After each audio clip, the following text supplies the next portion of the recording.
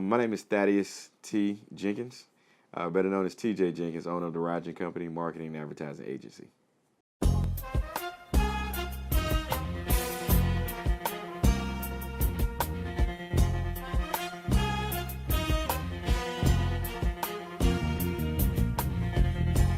I started off in college. I interned at the ad agency of Greenville, and a particular lady that actually owned it. She came in with a project, and it took about 20 minutes, and I etched out a video treatment, jingle, the whole nine. And the lady and the client that they were actually pitching to, she came back in, and the amount she charged the lady, I said, "Wow, it took me about 20 minutes, and I'm a free intern, and this is what she charged." I knew this is what I wanted to do. So years later, just developing things, being inside the music industry, I saw that there was a niche with all of our potential clients that we could have.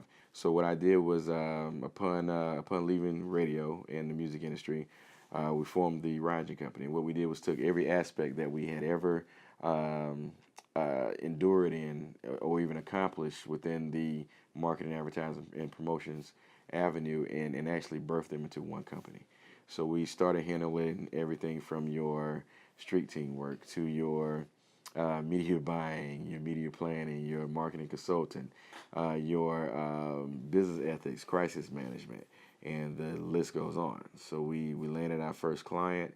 We helped take that client from a small private company to a Fortune 500 corporation to this day. There's not many African Americans that's in the marketing and advertising industry as executives. We're in on the lower level, but not in as executives. So not only do you have to fight to kind of prove your worth, but you have to fight to prove that you're eligible to do the work. I became niched in the multicultural aspect of marketing and advertising, and the reason was because initially getting into it, we kept saying we do general market, we do marketing advertising for everybody, just general market, and the more and more they saw our client roster, they kept saying, you handle more multicultural, more ethnic things. Like, no, we do everything in terms of general market. They said, well, no, we think you do the multicultural channel the best. So that's something that, instead of running from it, we just embraced it. So, I'll be honest with you, at times I'm almost fearful for my kids because of things that I've been through and experienced. And that's things that you don't want not only my kids, but any kid, the next generation to go through. You figure you work hard, you perfect your craft, you should be treated as equal. And not all the time that's the case. One of the biggest things that I will tell you is that I can lend down any information I can lend to anybody that's of the youth, including my kids, is always to be prepared. Be prepared for the unexpected. Meaning, you definitely want to be educated. You want to be well informed in your realm. You want to be dressed the part. You want to talk the part. Be able to fit in those same circles with everybody else. I'm not telling you to get outside what your culture is, to get outside what is your comfort zone and where you come from. But what I'm telling you is learn how to be professional. That's the biggest aspect of anything that you can actually do by especially being black in America, is to make sure that your professionalism speaks louder than anything else. We can't afford to have any flaws. So, one of the things, I'm almost always in a suit. And, some people say, why are you dressing suits all the time? Because when people see you in that certain light, that's how they take you. So if I'm going to ask for $1 million+ from you, I want to look like $1 million. I vividly remember a potential client called us in our beginning stages of work. Said, hey, I see what you did for this client. We want you to come down and give us a pitch. We're looking for a agency. I had countless weeks of preparing for the meeting. Identified their weak spots, came up with a strategy that we thought that would be perfect for them. Flew all the way up to New York, got everything settled in. As soon as we came in the meeting to start, he kind of looked at me and he said, "Where's everybody else?" It's us. And what he meant by that, he kind of looked at me and he said, "I was expecting someone a little bit older and a little bit more," and I said, "Non-ethnic." And he says, "Yeah." I said, and quickly, I diffused the situation. Once again, I'm sorry if my age and the color of my skin kind of deters you from doing business together. I hope that our reputation speaks for itself. Hopefully in the future we can do some business together, no hard feelings. Gave him a handshake, politely walked out. Took about four months later, I get a phone call back from the same individual. Say, hey, I know we didn't go, our meeting didn't go quite as good as it did last time. But we want to see if we can actually do some business together. And like I said, I learned in business you never take it personal. So am I going to be under scrutiny now? No, I would not put myself in that situation.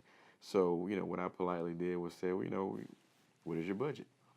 Well, our budget is, and it was a lower number than I had expected. So I just politely said, I thank you for the opportunity, but the way our business model is structured now, that we really handle clients who only do this amount a year or more, have a budget of this amount. So the tables turn, but in those instances, you never turn a nasty cheek. Right. Yeah, trust me, there's a lot of obstacles that comes in the way with being with it. And one of them is the mindset of exposing yourself. If your daddy was a garbage man, and all that he taught you was how to be a garbage man, and at some point in time, you have to say, my dad did that, and that's cool. He provided for us. I'm happy he did, but I want more. But here's my plan how to get more.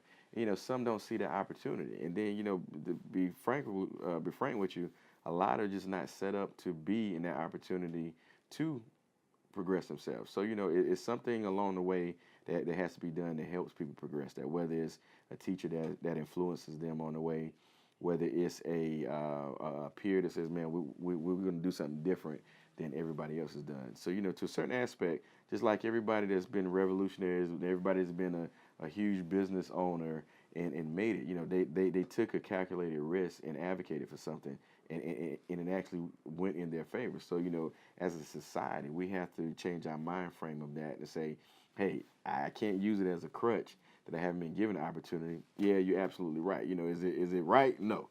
But at the same time, you can't let it get you down in the dumps. You have to say, I'm going to make a concerted effort to change, and this is how I'm going to get to that point. Somebody told me this. I said, man, that where there's a will, there's a way. And personally, when I had kids, people said, man, people did a whole lot more with a whole lot less. There's always a struggle, yes. Especially single women. I definitely pour my heart out to them. But a lot of them have paved the way. They've raised successful young men and women in this country. Not only now, but throughout the history of time. So you think about it now. There's been a single woman now with 2 or 3 kids. But think about this: there's been single women in the past with 8, 9, 10 kids, and they've made it just as strong. So like I said, there's a will, there's a way. Every day is not a peachy day, but putting your feet down and teaching your kids, hey, I want a better life for you. Hey, these are things that I want to expose you to. Hey, I want you to get far away from here to explore things that you can do, and come back and say, hey, make a difference here. Don't keep them ground around you. Just say, saying, hey, I don't want my kids to go anywhere. I don't want them to do anything. I want them to do the same thing that the generation before them has done and not been exposed to anything. When you do that, you handicap your kids. You provide exposure for them. If you're a single mother, you have 8, 10, 12 kids. If you have a car and you have some gas money, take them to the beach. You ain't got to stay, but show them that there's something different other than concrete what's in Fayetteville.